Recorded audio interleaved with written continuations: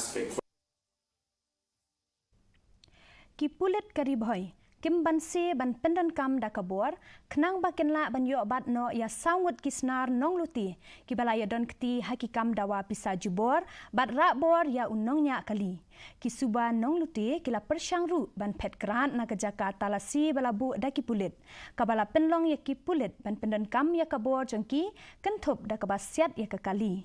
Ki sangut ki Nonglute bala syakem ki day u Pradip Bhoi na Dibrugarh, Utulan Phukan na Lakhimpur, Pranjal Gogoi na Tinsukia, Bad Udip Das na Bukakat Assam.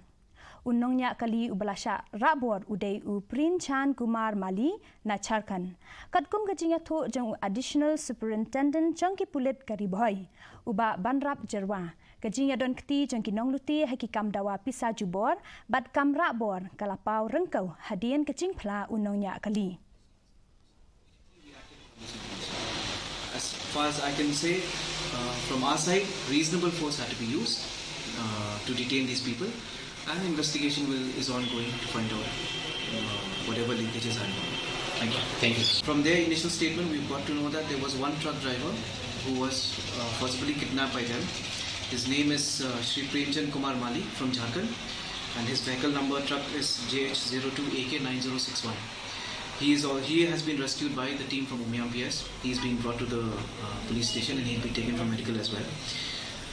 A case is being registered right now, and further investigation will lead us to understand what were the motives of these people and since when they have been indulging in such acts.